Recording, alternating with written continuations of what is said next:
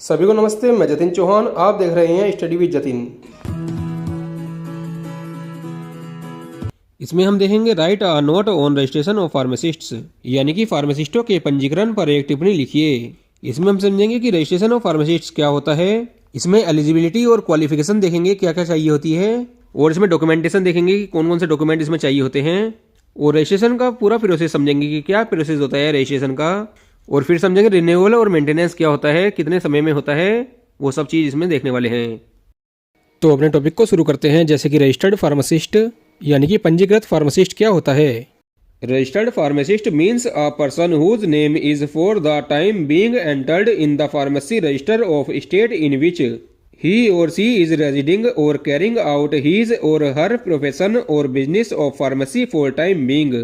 यानी कि पंजीकृत फार्मासिस्ट का मतलब एक ऐसा व्यक्ति है जिसका नाम उस राज्य के फार्मेसी रजिस्टर में दर्ज किया गया है जिसमें वह रह रहा है या कुछ समय के लिए फार्मेसी का अपना पेशा या व्यवसाय कर रहा है।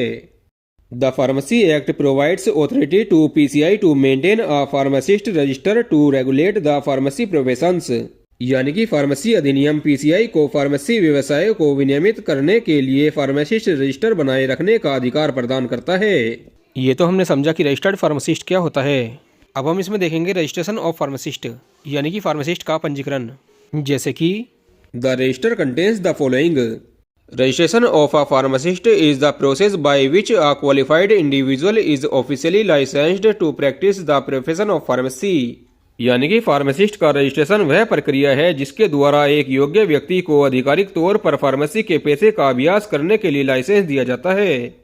This is a mandatory requirement designed to regulate the profession, ensure public health safety and maintain professional standards। यह एक अनिवार्य आवश्यकता है जिसे पेशे को विनियमित करने, सार्वजनिक स्वास्थ्य सुरक्षा सुनिश्चित करने और पेशेवर मानकों को बनाए रखने के लिए डिजाइन किया गया है। ये तो हो गया रजिस्ट्रेशन ऑफ फार्मासिस्ट क्या होता है। अब इसमें थोड़ी सी बात कर लेते हैं गवर्निंग बॉडीज की, यानी कि रजिस्ट्रेशन ऑफ फार्मासिस्ट या फार्मासिस्ट के पेशे को कौन रेगुलेट करता है। जैसे कि In India, the profession is primarily regulated by the Pharmacy Council of India, means PCI, a statutory body that sets the minimum education standards। यानी कि भारत में इस पेशे को मुख्य रूप से फार्मेसी काउंसिल ऑफ इंडिया यानी कि पीसीआई द्वारा विनियमित किया जाता है, जो कि एक वैधानिक निकाय है जो न्यूनतम शिक्षा मानक निर्धारित करता है। The actual registration and maintenance of the register of pharmacist is handled by the state pharmacy councils, means SPCs, in each respective state। यानी कि फार्मासिस्टों के रजिस्टर का वास्तविक रजिस्ट्रेशन और रख रखाव प्रत्येक संबंधी राज्य में राज्य फार्मेसी परिषदों यानी कि SPCs द्वारा किया जाता है। The SPCs also forward the names of all registered individuals to the PCI for inclusion in the central registration of pharmacists। यानी कि SPCs सभी पंजीकृत व्यक्तियों के नाम सेंट्रल रजिस्टर ऑफ फार्मासिस्ट में शामिल करने के लिए PCI को भी भेजते हैं। ये हो गई गवर्निंग बॉडीज। अब देखते हैं the register contains the following, यानी कि रजिस्टर करने में निम्नलिखित बातें शामिल होती हैं। जैसे कि first is full name and residential address of registered pharmacists, यानी कि पंजीकृत फार्मासिस्ट का पूरा नाम और आवासीय पता होना चाहिए। Second is date of first entry और admission of pharmacist in register, यानी कि रजिस्टर में फार्मासिस्टों की पहली प्रवेश या प्रवेश की तिथि होनी चाहिए। इसका मतलब है कि जो फार्मासिस्ट रजिस्ट्रेशन के लिए अप्लाई कर रहा है उसकी जो भी उसने कोर्स किया है डी फार्मा या बी फार्मा, उसमें किस तारीख में उनने एडमिशन लिया था वो डेट इसमें होनी चाहिए। Third is qualification for registration as pharmacist such as diploma in pharmacy means D pharm, bachelor of pharmacy means B pharm. यानी कि फार्मासिस्ट के रूप में पंजीकरण के लिए योग्यता होनी चाहिए, जैसे कि diploma in pharmacy means D pharm या बैचलर ऑफ फार्मेसी यानी कि B pharm. Fourth is professional address along with name of employer if employed, यानी कि यदि वो नौकरी कर रहा है तो उस मालिक के नाम के साथ व्यावसायिक पता होना चाहिए। Fifth is have attend the age of 18 years, यानी कि वो फार्मेसी से 18 साल का पूरा हो जाना चाहिए।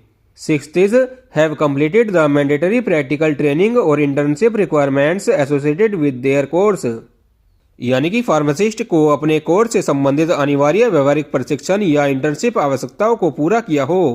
Seventh is for D pharma candidates from the 2022 to 2023 batch onwards passing the diploma in pharmacy exit examinations is also a prerequisites for registration.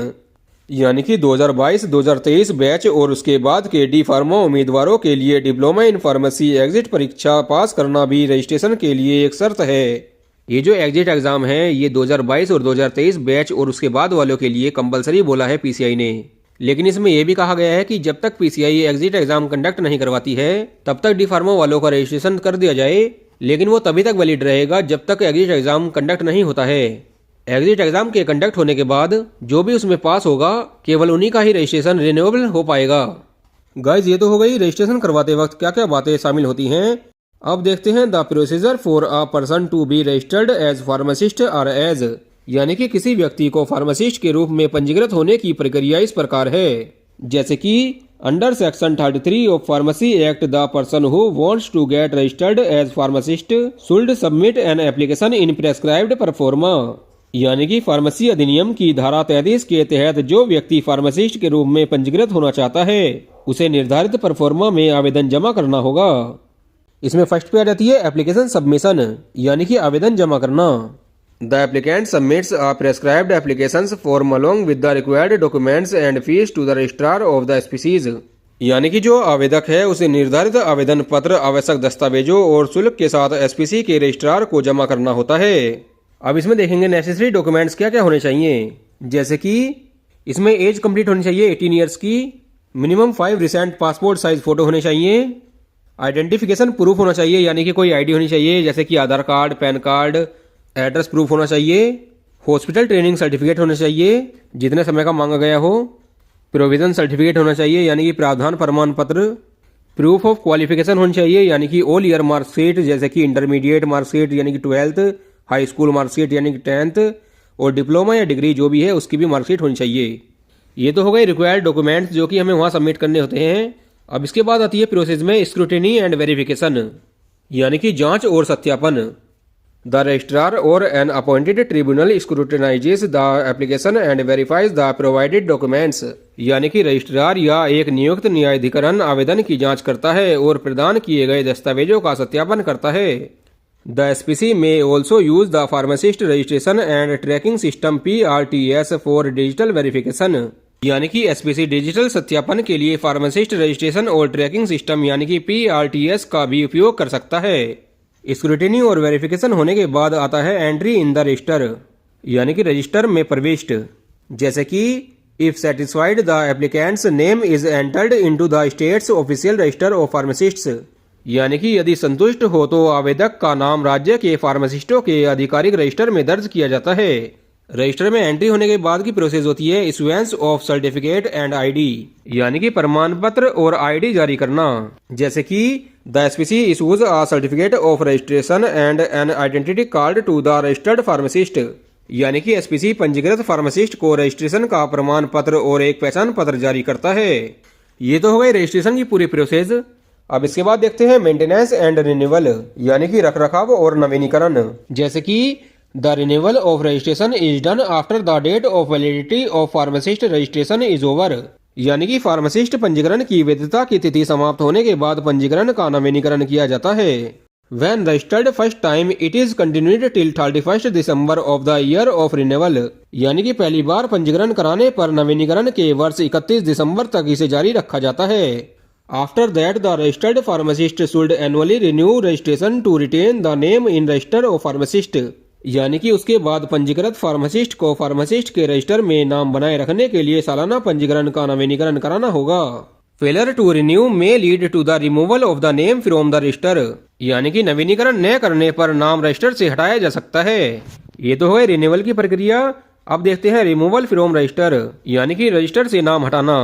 जैसे कि the executive committee of the SPC can order the removal of a pharmacist's name from the register in cases of misconduct और conviction of a professional offence after due process, यानी कि SPC की executive committee गलत व्यवहार या professional अपराध में दोषी पाए जाने पर सही प्रक्रिया के बाद फार्मासिस्ट का नाम रजिस्टर से हटाने का आदेश दे सकती है। इसीलिए कहते हैं सही रूल से काम करना चाहिए।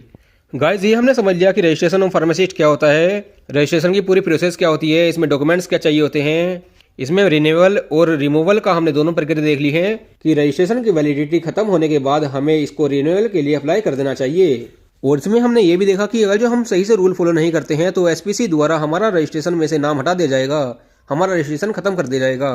अब लास्ट में हम देख लेते हैं सिग्निफिकेंस ऑफ द रजिस्ट्रेशन, यानी कि रजिस्ट्रेशन का महत्व क्या होता है। जैसे कि only a registered pharmacist is legally authorised to compound, prepare, mix और dispense medicine on the prescriptions of medical practitioners, यानी कि केवल एक रजिस्टर्ड फार्मासिस्ट ही कानूनी तौर पर मेडिकल प्रैक्टिशनर के प्रिस्क्रिप्शन पर दवाएं बनाने, तैयार करने, मिलाने या देने के लिए अधिकृत है।